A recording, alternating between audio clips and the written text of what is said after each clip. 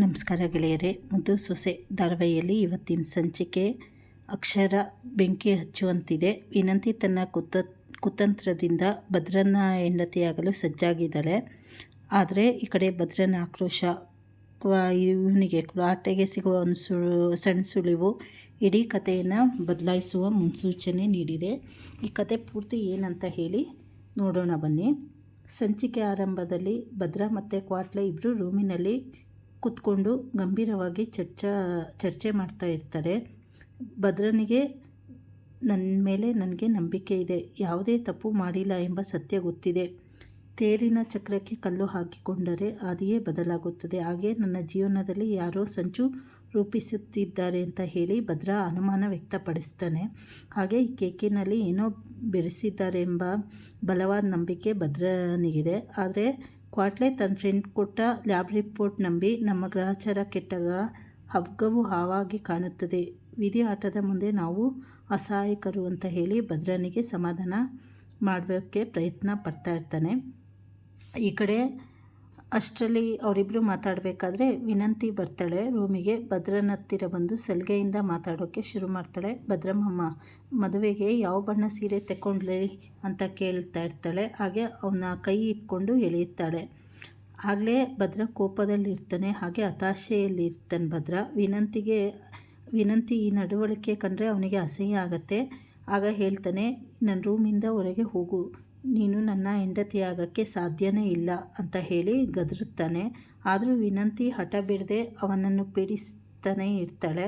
ಆಗ ಭದ್ರ ರೊಚ್ಚಿಗೆದ್ದು ವಿನಂತಿ ಕೆನ್ನೆಗೆ ಜೋರಾಗಿ ರಪ್ಪ ರಪ್ಪ ಅಂತ ಹೇಳಿ ಬಾರಿಸ್ತಾನೆ. ಇದನ್ನು ನೋಡ್ಬಿಟ್ಟು ಈ ಕಡೆ ವಿನಂತಿಗೆ ಶಾಕ್ ಆಗುತ್ತೆ. ಯಾಕೆಂದರೆ ಭದ್ರ ನನಗೆ ಹೊಡೆಯಲ್ಲ, ನನ್ನ ಇಷ್ಟಪಡ್ತಾನೆ ಹಾಗೆ ಹೀಗೆ ಅಂದ್ಕೊಂಡಿರ್ತಾಳೆ. ಆದರೆ ಈ ಕಡೆ ಭದ್ರ ಹೊಡೆದ ನಂತರ ಭದ್ರ ವಿನಂತಿಗೆ ಖಡಕ್ ಎಚ್ಚರಿಕೆ ನೀಡ್ತಾನೆ.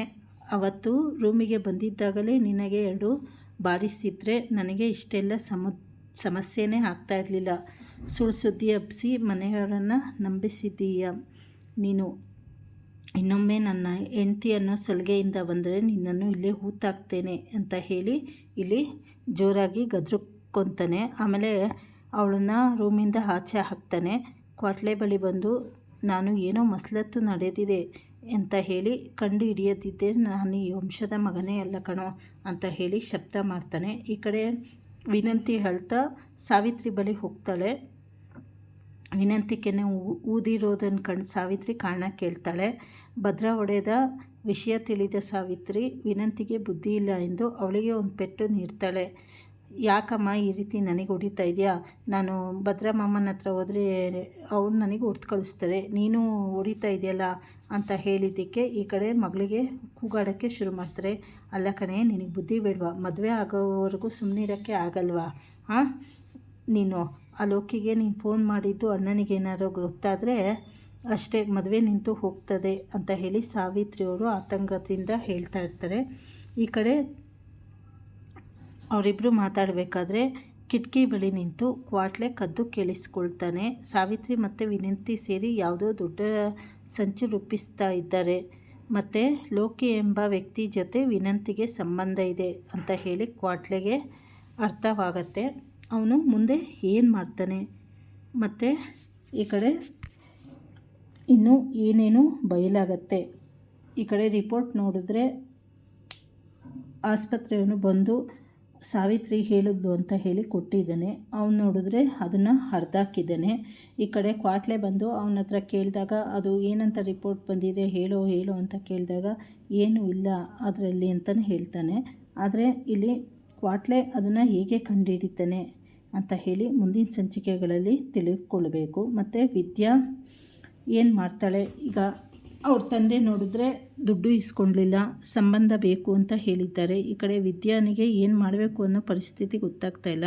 ಅವಳಿಗೆ ತನ್ನ ಗಂಡ ವಿನಂತಿನ ಮದುವೆ ಆಗೋದು ಇಷ್ಟ ಇಲ್ಲ ಒಂದು ಕಡೆ, ಇನ್ನೊಂದು ಕಡೆ ಈ ಕಡೆ ಭದ್ರನಿಗೂ ಅಷ್ಟೇ ಇಷ್ಟ ಇಲ್ಲ. ಆದರೆ ಅವರಪ್ಪ ಈಗ ಮದುವೆ ಮಾಡಲೇಬೇಕು ಅಂತ ಹೇಳಿ ಡಿಸೈಡ್ ಮಾಡಿದ್ದಾರೆ. ಇದು ನಿಜ ಹೊರಗಡೆ ಬರೋವರೆಗೂ ಅವ್ರ ಮದುವೆನೂ ನಡೆಯಲ್ಲ. ಅಷ್ಟೊತ್ತಿಗೆ ಹೇಗೆ ವಿಷಯ ಹೊರಗಡೆ ತರ್ತಾರೆ.